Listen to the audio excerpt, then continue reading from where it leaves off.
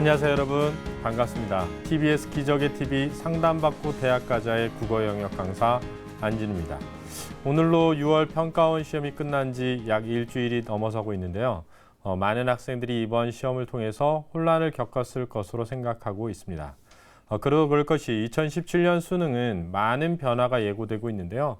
이 변화를 우리가 어떻게 대비하고 어떻게 준비할 것인가가 매우 중요한 시점이라고 하겠습니다. 여러분 걱정하지 마십시오. 오늘부터 시작되는 저희 TBS 기적의 TV 상담받고 대학 가자에서 그 변화와 대비를 잘 알려드릴 테니까요. 자, 그러면 2017년도 수능 대비 6월 학력평가 분석 국어 영역 지금부터 시작하도록 하겠습니다.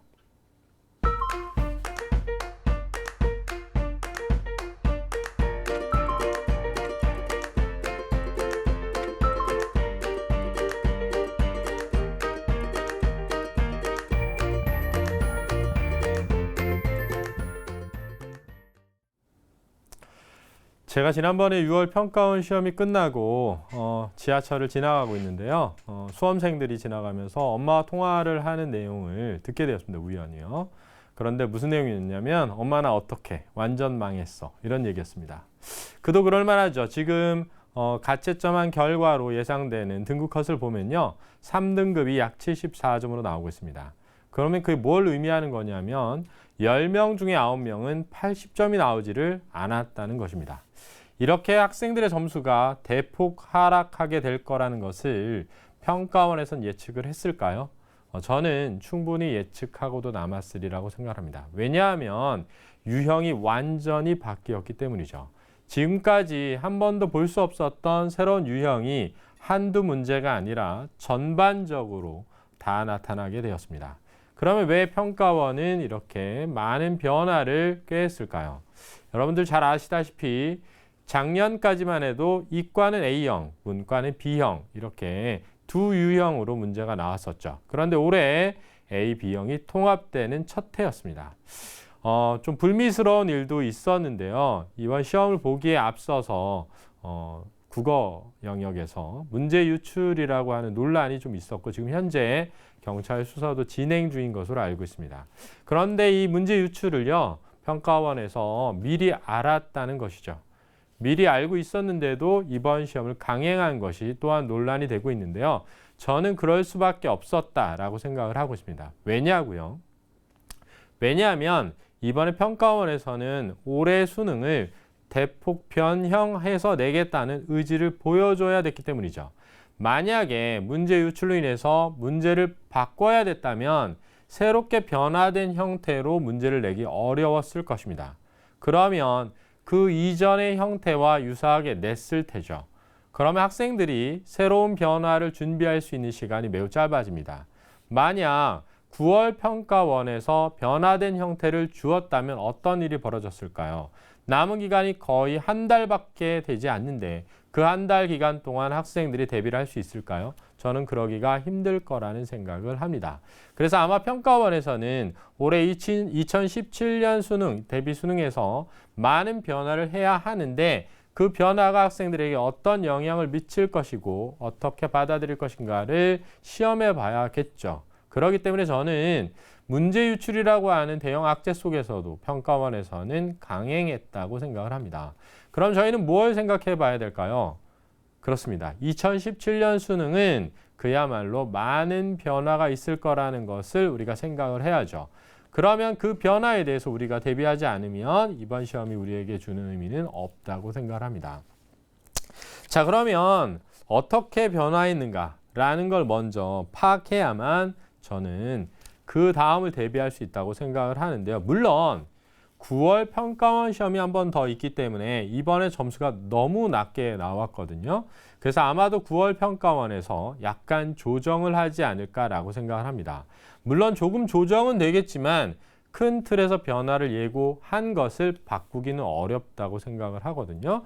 그래서 지금부터 그 변화의 핵심을 하나하나 짚어가면서 좀 살펴보아야 되겠습니다. 제가 화면을 좀 준비했거든요. 여러분들 두 번 보고 싶지 않은 6월 평가원이겠지만 여러분 그렇다고 해서 시험지 버리고 그러시면 안 됩니다. 이번 시험을 정말 잘 되돌아볼 필요가 있거든요. 자, 그러면 화면을 잠깐 보시면서 어떤 변화가 있었는지 차근히 설명을 해드리도록 하겠습니다. 자, 먼저 6번, 7번과 관련되어 있는 문제인데요. 이렇게 됩니다. 가는 동생이 작성한 메모이고 나는 동생이 누나와 나눈 대화이다. 물음에 답하시오. 이렇게 되어 있거든요. 자, 여기서 우리가 중요하게 생각해야 되는 것은 뭐냐면 대화가 나왔다는 겁니다. 일반적으로 6번부터는 장문이거든요.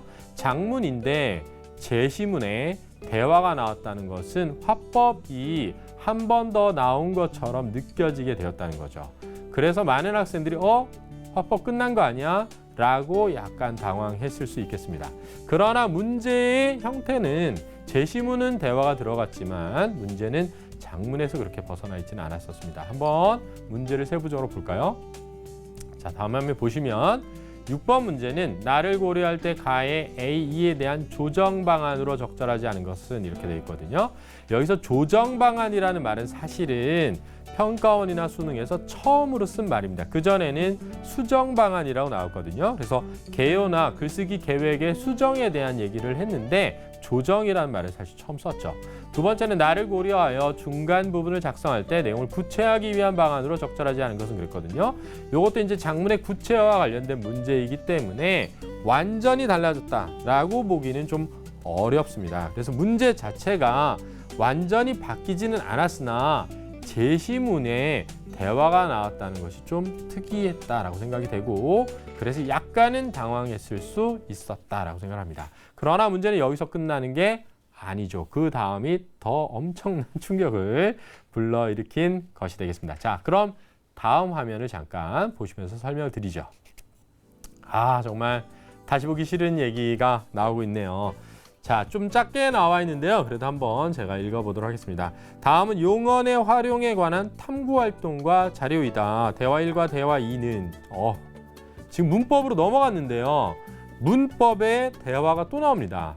그죠? 학생의 탐구활동이고 자료는 학생들이 수집한 학술 자료이다. 물음에 답하시오. 이렇게 되어 있거든요. 문법 문제에 대화가 실리다니요. 이런 반칙이 어디 있습니까? 그죠? 평가원에서 이런 반칙을 여기서 멈춘 게 아닙니다. 그 다음을 한번 보도록 하죠. 넘어가 볼까요?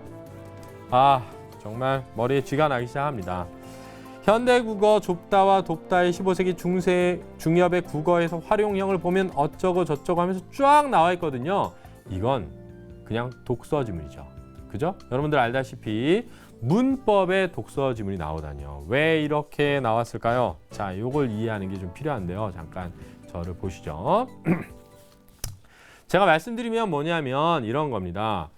문법에 사실 이과 학생들은 중세국어 문법을 체계적으로 배우질 않았습니다. 왜냐하면 중세국어 문법은 문과 학생들이 다루던 것들이거든요. 근데 그 학생들이 이제 고3이 되었죠. 그리고는 EBS에서 나온 수능 특강을 봤을 겁니다. 근데 수능 특강에 문법에 보면 국어사와 관련된 부분이 나와 있습니다. 그래서 어느 정도 이 고전 문법이 나오는 것이 아니냐라고 얘기는 되어 있었죠.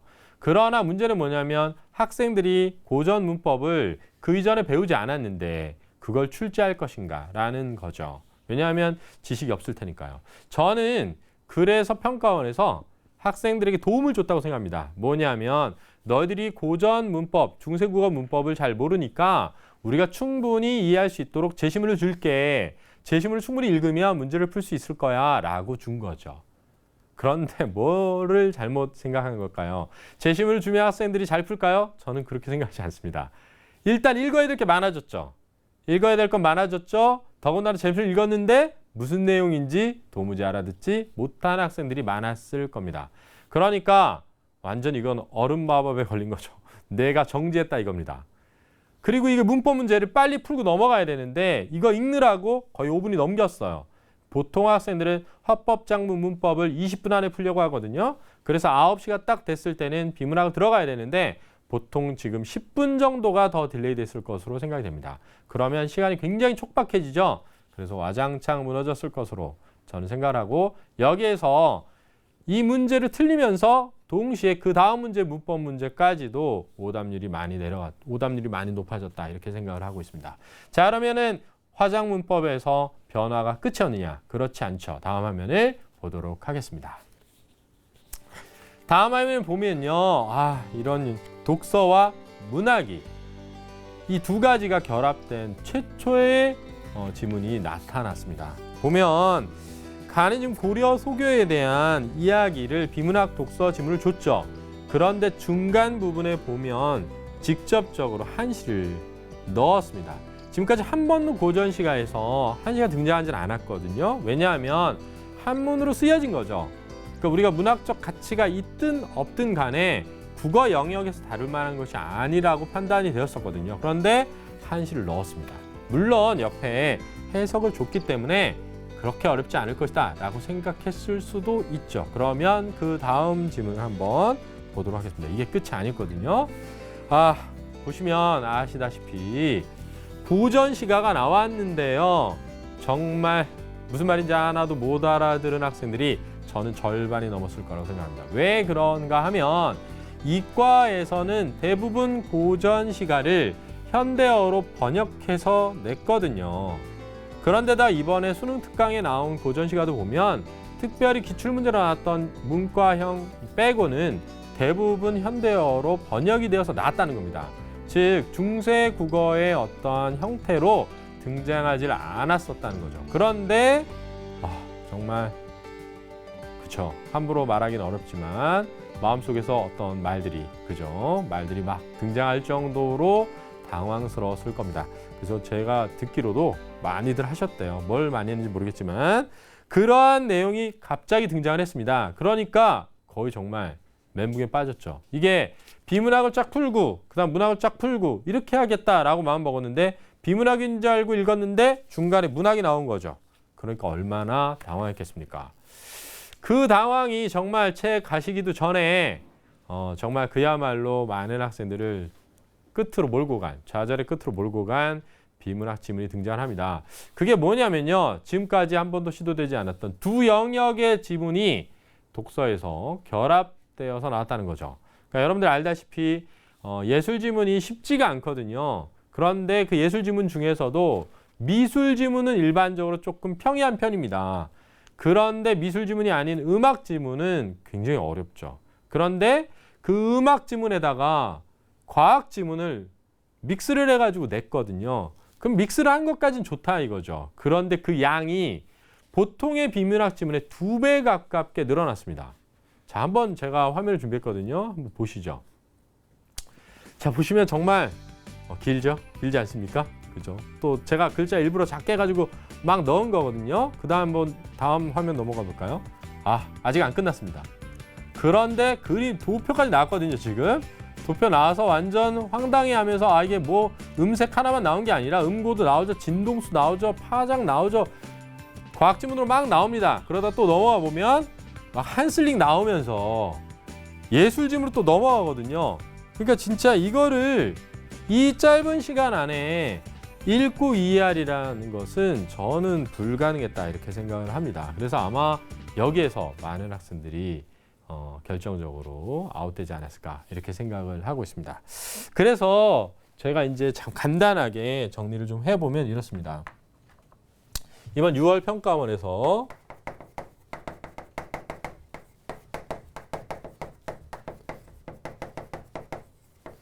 변화를 준 것이 무엇이었냐라고 하면 첫 번째는 장문의 화법 형태의 제시문이 등장을 했다는 것이죠. 그죠? 두 번째는 뭐냐면 문법의 화법의 제시문도 모자라 독서가 결합됐죠. 더군다나 중세 국어 문법이에요. 그죠? 그 다음 세 번째는 뭐냐면 독서와 문학이 결합되어서 등장했다. 이거죠. 네 번째는요. 독서의 뭐가 예술 지문과 과학 지문이 결합되어서 나타났다. 이렇게 이해할 수 있겠습니다.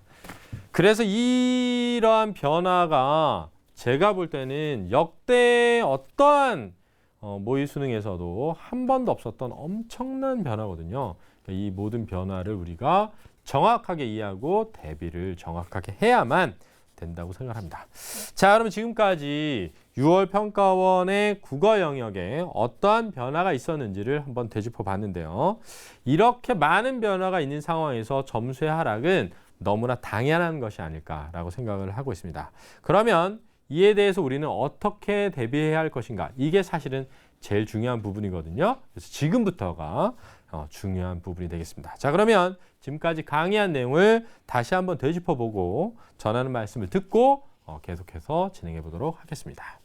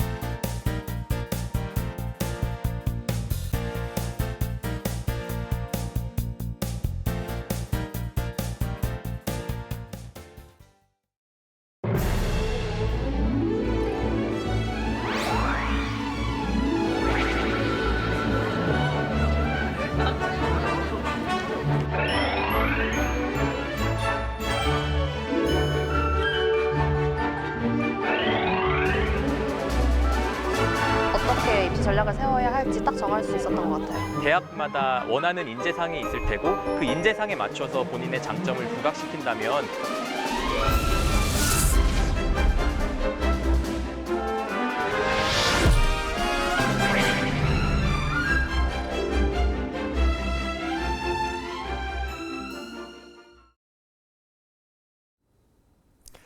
자, 그럼 지금까지 저희는 이번 6월 평가원에서 예고된 변화에 대해서 살펴봤는데요. 그럼 우리는 어떻게 대응을 해야 할 것인가라는 게 있겠죠, 그죠? 제가 하나는 여러분들이 직접 지금부터 해야 될 것들을 알려드리고요. 하나는 제가 공부 방법에 대한 얘기를 좀 해드리도록 하겠습니다. 이 두 가지가 다 중요하다고 하겠는데요. 첫 번째가 어쩌면 더 중요한 것일 수도 있겠습니다. 그게 뭐냐면요. 이번 6월 평가원을 많은 선생님들이나 많은 평가 기관들에서 내놓는 분석이 아니라 자기 스스로의 분석으로 이번 평가원을 준비해 보는 거죠. 그게 무슨 말이냐면요. 아마도 시험지 두 번 다시 보고 싶지 않겠죠. 그러나 반드시 봐야 됩니다. 그래서 반드시 봐야 되는데 무엇을 볼 것인가가 되게 중요하거든요. 저희가 공부할 때 사실은 어떻게 공부할 것인가 제일 중요하죠. 제가 이제 예를 들면 제가 아들을 이제 과학 공부를 시킨다라고 하면 일반적으로 저희가 시험 대비를 할 때 내신 대비를 하느냐 아니면 경시 대회를 하느냐에 따라서 준비해야 될 교재도 다르고 시켜야 될 내용도 달라지는 거죠. 그죠? 그런 것처럼 여러분들도 예를 들면 수능을 준비하는 데 있어서 EBS를 공부할 때하고 그 다음에 기출문제를 공부할 때는 사실은 다른 것을 얻기 위해서 한다는 걸 이해해야 됩니다. 그러면 그냥 단순한 기출문제가 아니라 올해 치를 수능과 관련되어 있는 시험은 어떻게 우리가 분석을 해야 될까요? 그걸 제가 여러분들에게 이해하기 쉽게 하기 위해서 자료 화면을 좀 준비해 봤거든요. 그래서 화면을 잠깐 보시면서 설명해 드리도록 하겠습니다. 자, 6월 학력평가 분석 사례가 되겠습니다. 자, 제가 1번 문제 분석부터 하나 준비해 봤는데요. 이런 겁니다. 1번 문제를 분석해 보면 강연자의 말하기 방식을 묻는 적절한 것을 찾는 문제다라고 문제 분석을 해야 된다는 거예요. 즉, 다시 말하면 1번 문제는 무엇을 물었는가에 대해서 여러분들이 답을 만들어 봐야 된다는 거죠. 1번 문제는 강연자의 말하기 방식을 묻는 적절한 걸 찾는 문제구나라는 겁니다. 그러면 이런 문제는 어떻게 풀어야 되는가라는 풀이법을 세워야 된다는 거예요. 뭐 각자 나름의 풀이법이 있겠죠. 예를 들면 적절한 걸 찾는 문제의 경우에는 하나씩 비교해서 지워가는 형태가 아니라 선지를 전체 다 읽은 후에 제시문에서 답안을 찾는 형태로 풀어가는 것이 빠르게 풀 수 있는 방법입니다. 그래서 선지를 하나씩 비교하지 말고 선지를 전체를 읽고 거기서 중요한 부분에 표시를 한 다음에 제시문에서 그것을 찾는 거죠. 예를 들면 1번 선지에 나와 있는 말 중에 제일 중요한 말은 뭐였냐면요. 경험의 제시였습니다. 경험의 제시요. 2번은 통계 자료의 제시였습니다. 3번은요. 사례를 제시하고 분석한다라는 말이었고요.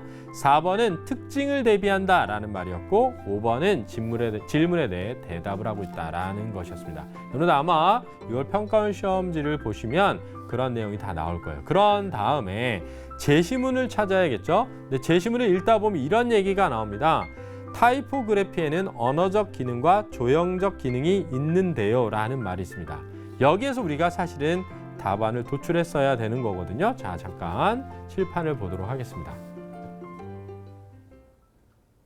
자, 보시면요. 이런 얘기입니다. 자, 보시죠. 지금 저희가 분석이라는 말과 분류라는 말이 있거든요. 이 둘의 차이를 아시나요? 혹시? 분석이 뭐고 분류가 뭔지 아시나요? 자, 예를 들면 제가 시계에 대해서 말을 해보죠. 만약에 시계에 대해서 말을 하는데 이렇게 얘기할 수 있습니다. 시계에는 손목시계도 있고 전자시계도 있고 벽시계도 있고 해시계도 있고 이렇게 얘기할 수 있죠. 또 하나 시계는 시침과 분침과 초침이 있다. 이렇게 할 수도 있죠. 그죠? 그러면 위에 있는 건요. 많은 시계를 기준을 세워서 묶거나 나눈 겁니다. 그러니까 이거는 시계가 하나가 아니라 여러 개의 시계를 묶거나 나눈 거죠. 이런 걸 분류라고 하는 겁니다. 그런데 밑에 있는 건요. 시계 하나의 구성 요소를 밝히고 있는 거죠. 그걸 뭐라 하냐면 분석이라고 하는 거죠. 그러면 여러분들이 일반적으로 공부를 했을 때 분류가 뭔지 분석이 뭔지에 대한 정확한 정의를 갖고 있었어야 된다는 거예요. 분석은 뭐냐면 하나의 대상을 구성 요소를 밝히는 거를 말하는 거죠. 그럼 예를 들면요. 여러분들 있잖아요. 아, 나의 문제점이 뭘까? 이런 거죠. 그러면 나의 문제점의 종류를 말하는 게 아니라 내가 갖고 있는 문제점의 요소가 무엇인지를 찾아 밝혀내는 거죠. 그러니까 나라는 사람 한 사람의 문제점에 대해서 찾아 들어가는 거죠. 근데 분류는요. 여러 대상이고요. 그걸 기준을 세워서 묶거나 나누는 겁니다. 그러면 이 글에서 지금 얘기하고 있는 건 타이포그래피에 대한 거거든요. 타이포그래피라는 것이 갖고 있는 기능, 그 기능의 요소가 하나는 언어적 기능이고 하나는 조형적 기능이라는 거죠. 그것을 작품 1, 작품 2, 작품 3으로 설명하고 있거든요. 그러니까 타이포그래피라는 하나를 주고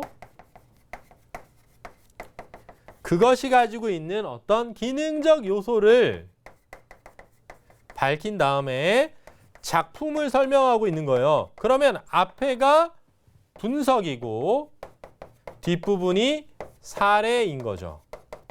그러니까 답을 고를 때 3번이다 이렇게 고르는 거거든요. 그러면 이 문제를 잘 풀기 위해선 이것도 알아야죠. 이것도 알아야죠. 그다음에 이것도 적용할 수 있었어야 되는 거죠. 그러면 내가 이 문제를 풀기 위해 무엇을 알았어야 되고 어떻게 풀었어야 하는가를 한 문제 한 문제 한 문제 다 해보는 거예요.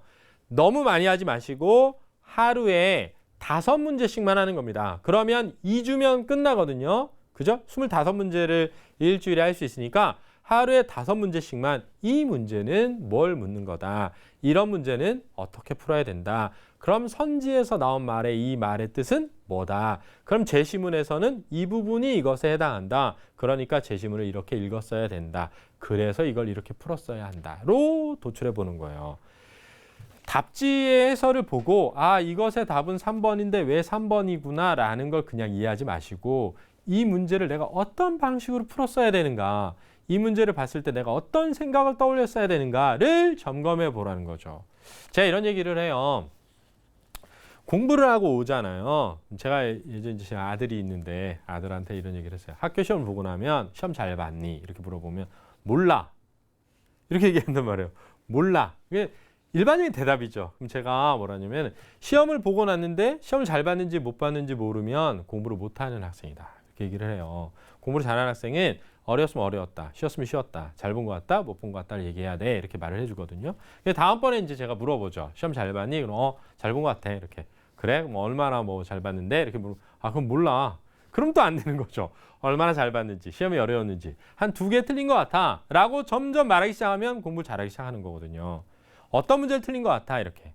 아, 어떤 게 어려웠어, 어떤 건 헷갈렸어. 그러니까 시험이 방금 끝났는데 그 시험이 어땠는지를 다 잊어버리고 싶다. 대학 가기 힘들죠. 제가 단언하건데 대학을 가면 안 될 수도 있습니다. 제가 생각할 때는. 왜냐하면 대학이라고 하는 곳을 생각해 보세요. 대학이라는 곳은요, 학문을 집대성하는 곳이에요. 다양한 개별적 사례를 보고 그 사례를 검토하고 그 사례의 공통점을 찾고 거기에서 뭔가 문제를 도출하고 해결해 나가는 공부를 하는 게 대학이거든요. 그런데 자기가 본 시험마저도 자기가 어떻게 봤는지, 왜 그렇게 봤는지 전혀 모르는 상태인 학생들이 대학이 아주 어렵죠. 대학에 가서 적응이 어렵습니다. 그러니까 다시 한번 말씀드리는데, 지금 오늘부터 하면 안 늦거든요. 오늘부터 하루에 5문제씩만 이 문제를 뭘 묻고 왜 묻고 어떻게 풀었어야 되고 어떻게 풀어야만 정답으로 갈 수 있는지를 차분히 정리를 해보시기 바랍니다. 그런데 그렇게 하다 보면 아, 이렇게 하는 게 맞나? 그런 어려움이 접하게 되죠. 그러면 학교나 또는 가까이 있는 공부를 잘하는 분, 형들이나 가서 물어보시기 바랍니다. 아니면 이 TBS 상담받고 대학가자에 글을 남겨주시면 제가 거기에다가 댓글을 달아드릴 테니까 반드시 해보시기 바랍니다.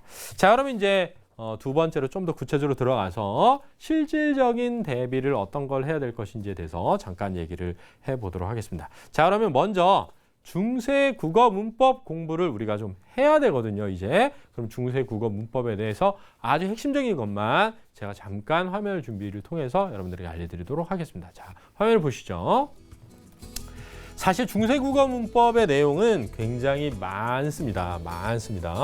단 몇 분 만에 절대 해결할 수 없죠. 그런데 아주 중요한 것만 제가 오늘 간단하고 이해하기 쉽게 설명을 해드리고자 하거든요. 화면을 보시면 중세국어 문법에서 우리가 꼭 알아야 되는 건 음운, 그다음 표기, 그다음 문법상 이렇게 있거든요. 그 각각에 대해서 잠깐 제가 설명을 해드리도록 하겠습니다. 앞에 칠판을 보시죠. 자, 먼저 음운에 대한 얘기를 잠깐 해드리도록 하겠습니다. 이 음운이라 그러면요, 우리가 자음도 있고요, 모음도 있습니다. 그런데 굉장히 많은 게 나올 수 있어요. 사실은 이 세종대왕이 굉장히 똑똑하신 분이죠.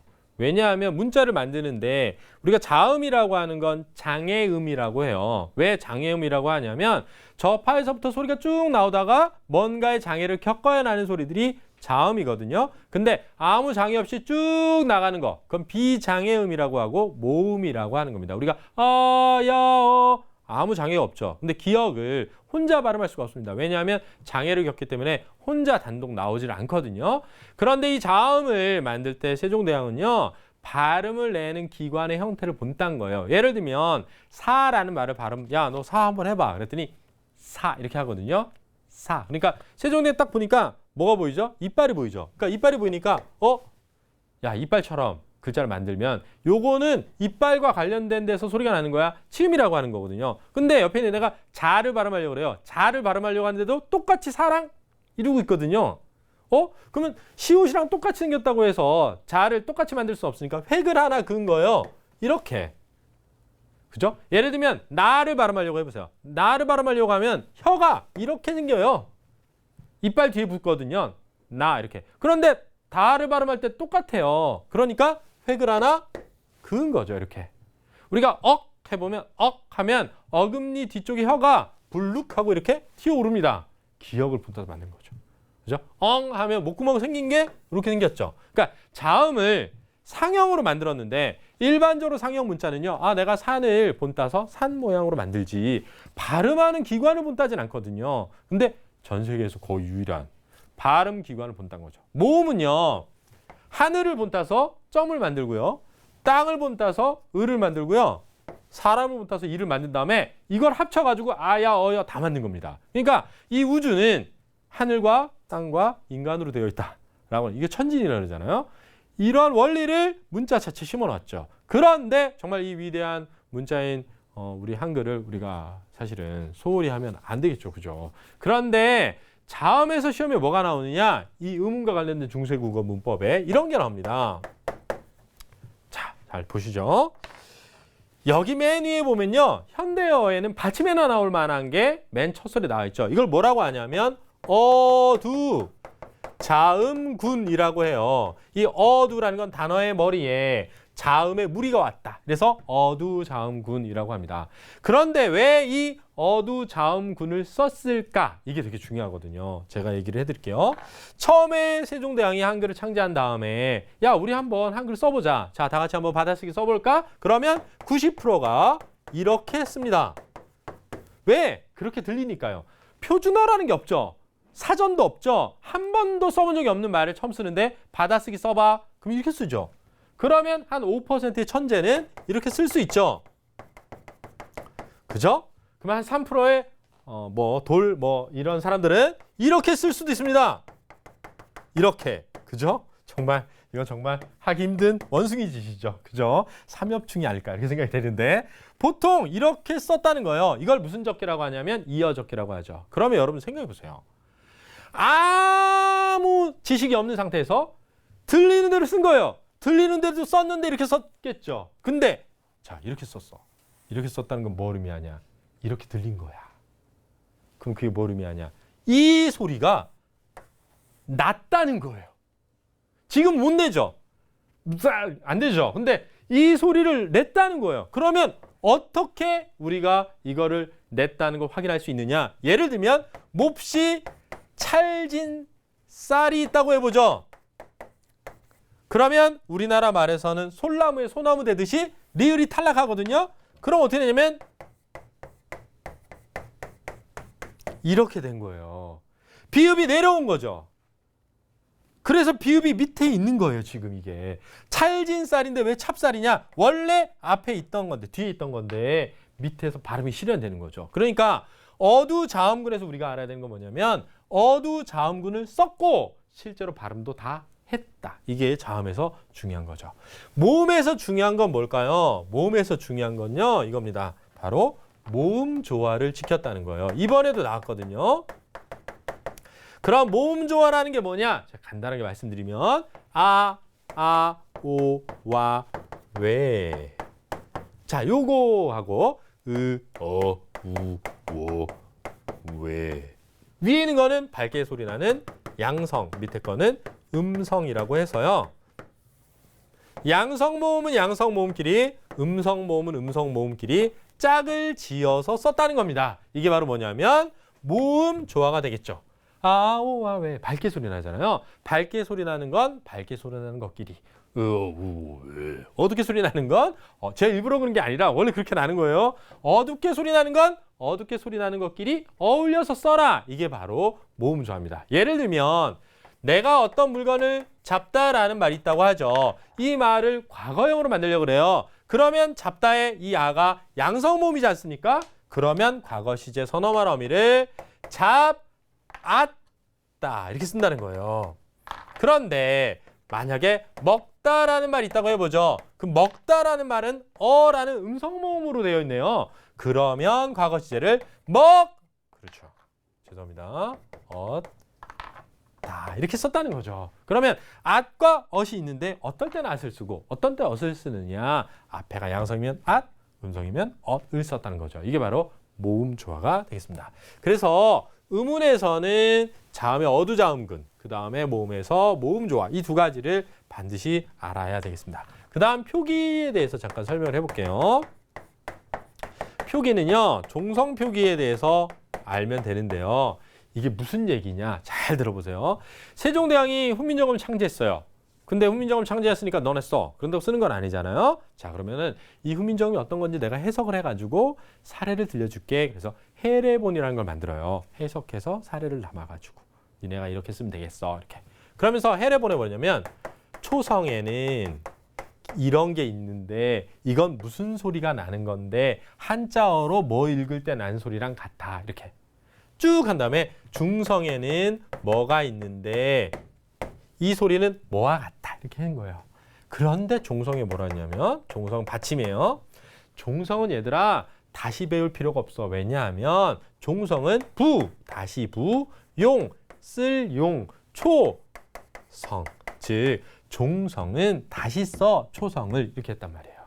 그러니까 받침은 첫 소리를 또 쓰면 돼 이렇게 얘기한 거죠. 그럼 예를 들면 우리가 이렇게 쓰잖아요. 그러면 이 치읓은 앞에 초성에도 있죠. 그러니까 초성에 있는 거 또 쓰면 돼라는 뜻이죠. 이게 종성, 부용, 초성입니다. 그런 다음에 한글을 막 가르쳐주고 쓰게 시켰어요. 자, 제가 아까 뭐라 그랬죠? 옛날 사람들은 사전이 없으니까 들리는 대로 썼을 거 아닙니까? 상상해보세요. 아, 난 들리는 대로 쓰니까 들리는 대로 막 썼어요. 그럼 꽃 이렇게 쓰면 어떻게 쓰냐면 예를 들면 이렇게 쓰는 거예요.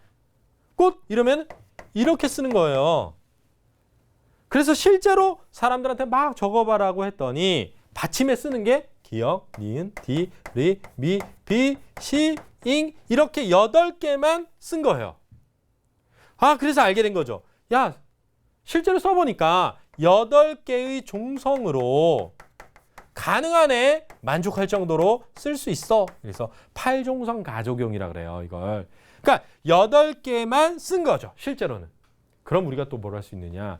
받침에 8개를 썼다는 건 8개를 발음했다는 거예요. 왜냐하면 옛날에는 발음한 대로 썼으니까.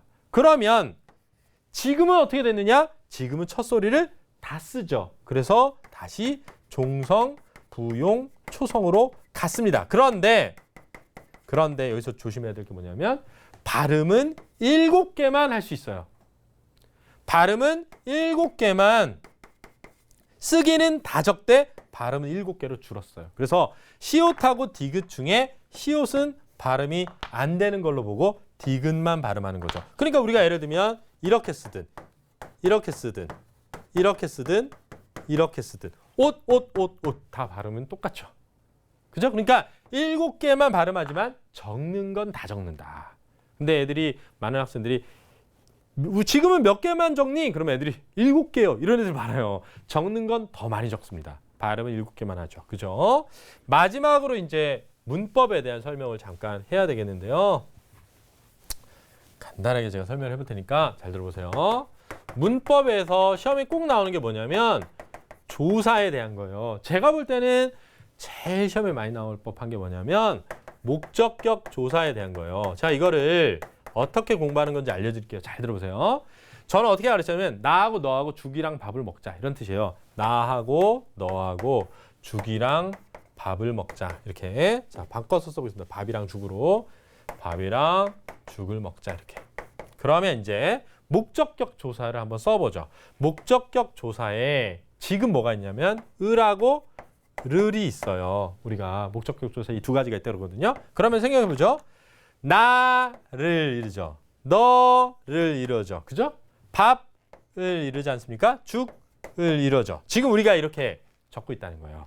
그런데 중세국어에서는요. 목적격 조사에 이게 있었어요. 알하고 랄이 있었단 말이에요. 더 있었던 거죠. 그러니까 4개가 있는 거죠.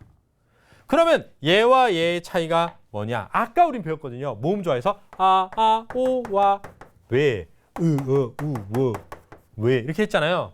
양성이 오면 양성 모음을 쓰라는 거예요. 얘네는 전부 음성 모음이잖아요.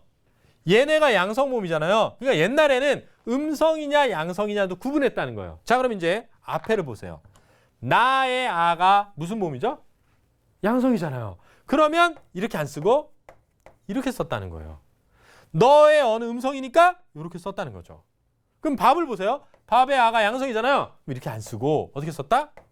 알 이렇게 썼다는 거예요.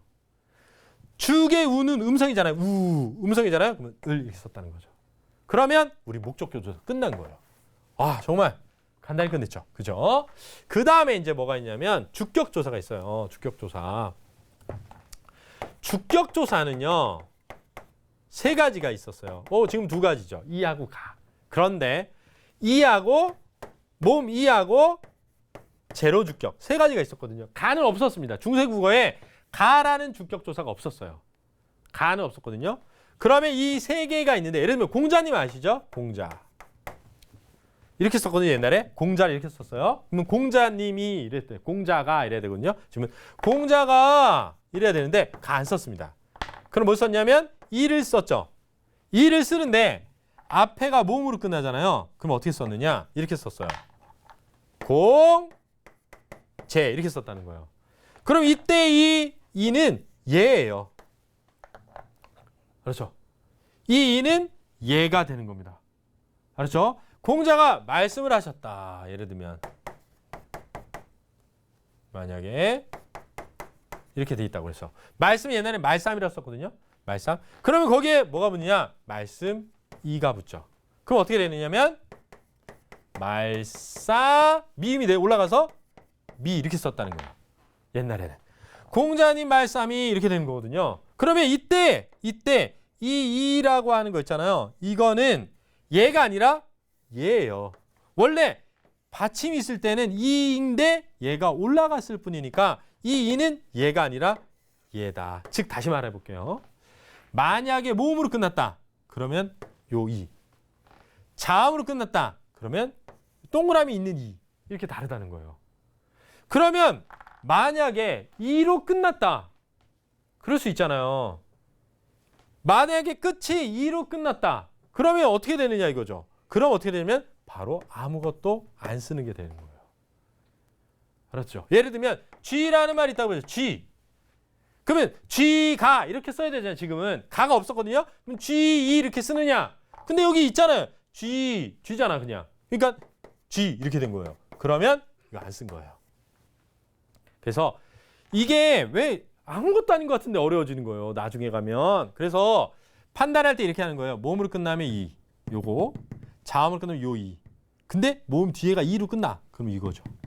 이게 주격조사에 대한 전문입니다. 이거 말고 이제 관형격 조사는 있는데 관형격 조사는 여러분들 금방 알 수 있으니까 학교 국어선생님에게 물어보면 되겠습니다. 자, 그러면 이제 문법에서 조사 말고 의문문하고 객체 높임법도 있거든요. 근데 그거는 차근차근히 다음에 제가 알려드리도록 하겠습니다. 그러면 중세국어 문법 대비가 필요하겠죠. 그죠? 여러분들 대비를 잘 해보시기 바랍니다. 자, 그럼 이제 두 번째로 우리가 해야 되는 게 뭐냐? 바로 고전 시가에서 그죠? 여러분들 옛말 형태가 등장한다는 겁니다. 따라서 고전 시가에서 옛말을 좀 볼 필요가 있겠습니다. 자, 이건 어떻게 하는 거냐면요. 이렇게 하면 돼요. 잘 보세요. 우리가 고전 시가에서 고어의 형태가 나올 때 나올 수 있는 최대한의 끝이 뭐냐면 제가 볼 때는 아래아, 그 다음 반치음, 그 다음 비읍, 순경음이에요. 알았죠? 그러면 시를 딱 봤는데 이런 게 나와요. 그럼 우리는 되게 당하죠. 왜? 외계어 같으니까. 그런데 이때 이것만 생각하시면 돼요. 잘 보세요. 아래 아는 아 또는 으가 된다. 반치음은 시오 또는 탈락한다. 비읍 순경음은 오 또는 우가 된다. 이렇게 이해하시면 되는 거예요. 그렇죠? 아래 아는 아 또는 으, 반치음은 시오 또는 탈락, 비읍 순경음 오 또는 우. 이거 외워야 돼요. 자, 지금 따라하면 참 좋을 텐데 따라할 수 없으니까 아래 아는 아 또는 으, 반치음은 시오 또는 탈락, 비읍 순경음 오 또는 우가 되는 거예요. 예를 들면 자, 이런 말이 나왔다고 해보죠. 외계어죠. 외계어나 선생님이 알려준 대로 하는 거예요. 잘 보세요. 먼저 아래 아는 아 또는 으죠. 그런데 어디가 아고 어디가 으냐? 앞에는 아고요.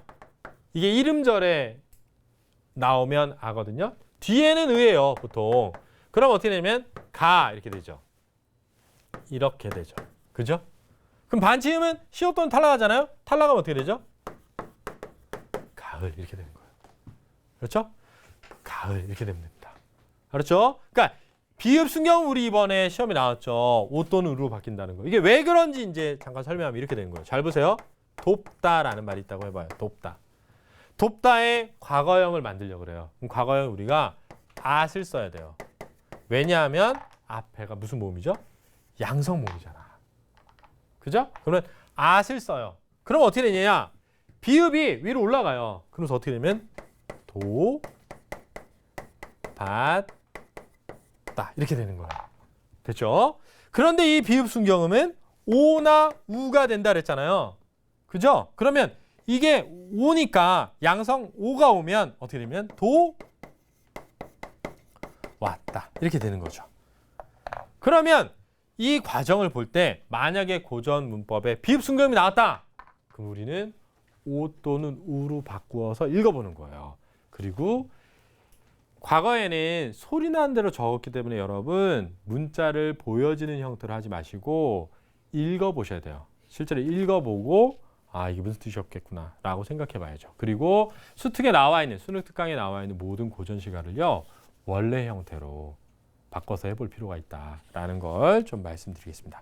자 그러면 이제 마지막으로요. 세 번째인데 독서 지문을 어떻게 할 것인가 핵심어 연결해서 하는 거를 좀 해볼 거거든요. 자, 화면을 보면서 해볼 테니까 잠깐 화면을 보시도록 하죠. 자, 화면 띄워주시죠. 자, 6월 학력평가 독서 지문으로 나온 지문이 되겠습니다. 기술 지문인데요. 잠깐 보시면 인간의 신경 조직을 수학적으로 모델링하여 컴퓨터가 인간처럼 기억, 학습, 판단할 수 있도록 구현하는 것이 인공신경망 기술이다. 이렇게 돼 있거든요. 자, 이 문장에서 제일 중요한 말은요. 마침표 바로 앞에 있는 겁니다. 항상 모든 독서 지문을 읽을 때는 마침표 바로 앞에를 중요하게 읽는 거예요. 그러면 그게 뭐냐면 인공신경망 기술이죠. 그죠? 그 다음을 볼게요. 신경 조직의 기본 단위는 뉴런인데 인공신경망에서는 이게 앞에 나온 핵심어죠. 뉴런의 기능을 수학적으로 모델링한 퍼셉트론을 기본 단위로 사용한다. 그러면 사용한다가 서술어잖아요. 그럼 그 앞에 뭐죠? 퍼셉트론을 기본 단위로 하면 되겠죠. 그럼 어떻게 되느냐? 인공신경망 기술은 퍼셉트론이 기본 단위다. 이렇게 되는 거죠. 그죠? 퍼셉트론은 앞에 나온 핵심어잖아요.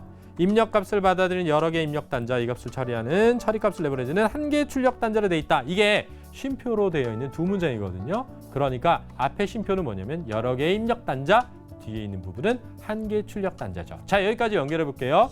인공신경망 기술은 퍼셉트론을 기본 단위로 하는데 이 퍼셉트론은 여러 개의 입력 단자와 한 개의 출력 단자로 되어 있다. 이렇게 되겠죠. 그죠? 퍼셉트론은 입력값을 받아들이는 여러 개의 입력 단자와 아까 나왔죠? 이 값을 처리하는 부분인 한 개로 되어 있다. 퍼셉트론은 각각의 입력 단자에 할당된 가중치를 입력값에 곱한 값들을 모두 합하여 가중합을 구한 후 고정된 인계치보다 가중하기 잡으면 0, 그렇지 않으면 1과 같은 방식으로 출력값을 내보낸다. 엄청 길죠? 근데 하나만 하세요. 출력값을 내보낸다. 다음 문장 보죠. 가보면 이러한 퍼셉트론은 출력값에 따라 두 가지로 구분하여 입력값을 판정할 수 있을 뿐이다. 입력값을 판정한다. 출력값 가지고 입력값을 판정한다는 거예요. 이에 비해 복잡한 판정할 수 있는 인공신경만 다수의 퍼셉트론을 여러 계층으로 배열하여 한 계층에서 출력 신호가 다음 계층에 있는 모든 퍼셉트론 입력단지의 입력값으로 입력되는 구조로 이루어져 있다. 구조죠. 그냥 구조. 이러한 인공신경망에서 가장 처음에 입력값을 받는 퍼셉트론층을 입력층, 가장 마지막을 출력층이라고 한다. 그러니까 맨 마지막 가는 거예요. 그냥. 가장 마지막에 있는 게 출력층이다. 이러면 되겠죠. 자, 다음 문장 한번 보실까요? 그렇게 해서 제가 중요한 말만 쫙 표시해 본 겁니다. 다음 넘어가 볼까요? 자, 여기도요. 굉장히 길죠? 이번 지문의 특징이었죠. 넘겨보겠습니다. 넘겨보면요. 자, 제가 방금 찾은 것들을 제가 쫙 하나로 모아놓은 거예요. 제가 한번 쭉 읽어보겠습니다. 인공신경망 기술은 퍼셉트론을 기본 단위로 하는데 여러 개의 입력 단자와 한 개의 출력 단자로 되어 있다. 출력값으로 입력값을 판정하는데 구조는 가장 마지막에 있는 퍼셉트론을 출력층이라고 한다.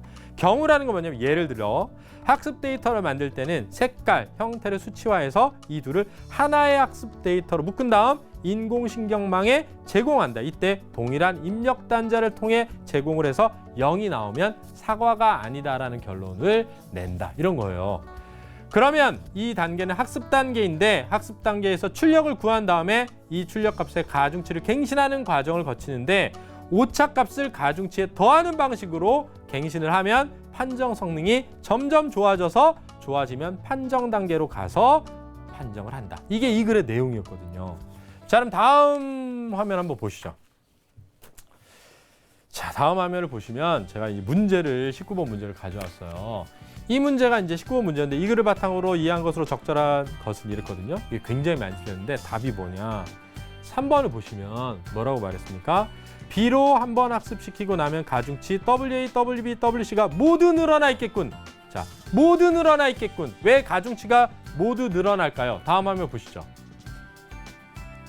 다음 화면 보시면 제가 아까 읽었던 것에 나와 있죠. 하나의 학습 데이터를 묶은 다음 그 다음 화면 보시죠. 다음 화면 보시면 가중치가 늘어난 이유를 이제 말할 겁니다. 다음 화면 넘겨볼까요? 네, 모든 가중치들에 더해지는 방식으로. 요거 보이시죠? 더해지니까 늘어나게 되는 거죠. 자, 저를 한번 보시겠습니다. 자, 제가 빠르게 세 가지 얘기를 드렸어요, 지금. 뭐냐면 사실 이번 시험에서 여러분들이 대비해야 되는 건 딱 이겁니다. 중세 국어 문법 준비. 그죠?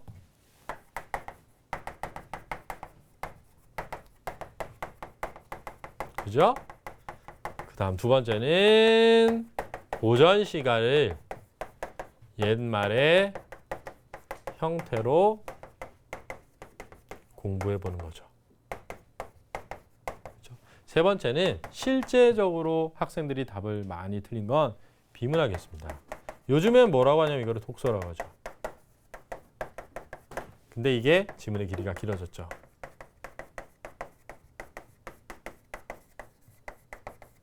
그죠? 그래서 요것에 대한 대비는 사실은 되게 고민이 많을 텐데요.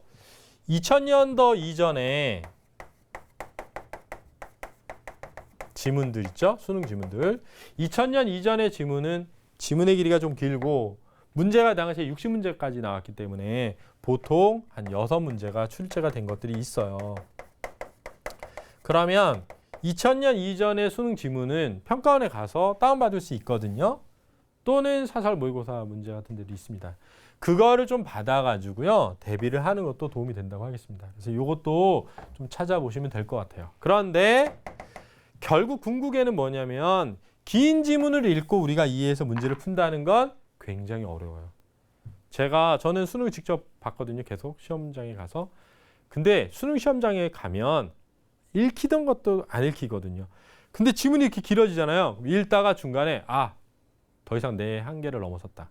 내가 이해할 수 있는 수준이 넘어섰다. 이렇게 이해하는 순간이 딱 오게 된단 말이에요. 그러기 때문에 어떻게 해야 되느냐. 제가 아까 방금 좀 급하게 보여드렸지만 하나의 문장에는 하나의 핵심어가 있는 거예요. 그게 어디 있냐면 서술어 바로 앞에 있습니다. 그리고 그 말은 다음 문장을 이어질 수밖에 없어요. 그러니까 서술어 앞에 있는 핵심어를 정확하게 이해하면서 넘어가면 글 전체의 내용을 크게 이해할 수 있다는 거죠. 그렇게 이해해서 문제를 풀 때는요. 눈으로 보고 풀어야 되는 거예요. 그래야만 변화된 수능의 길어진 지문에 적응할 수 있을 거라고 생각합니다. 자, 여러분들 이렇게 해서 제가 6월 평가원 분석과 그다음 변화의 내용 그리고 우리가 무엇을 어떻게 준비할 것인가에 대한 얘기를 해봤는데요. 아마도 여러분들 머리가 좀 많이 복잡하실 것 같습니다. 근데 단순하게 얘기하면 이런 겁니다. 왜 그런 거 있잖아요. 국영수를 중심으로 열심히 공부해라. 이런 얘기 있잖아요. 그죠? 그러니까 만고불변의 진리입니다. 근데 어떻게 공부할 것이냐. 이게 또 여러분들에게 관건이니까요. 오늘 제가 알려드린 팁들을 중심으로 해서 다시 한번 EBS 기출문제 그리고 6월 평가원 분석 이 세 가지를 해보시기 바랍니다. 자, 제 강의 들어주셔서 너무 감사드리고 앞으로도 국어 영역뿐만 아니라 다른 영역의 수업도 잘 들으시고 도움이 되기를 바라겠습니다. 자, 들어주셔서 감사합니다.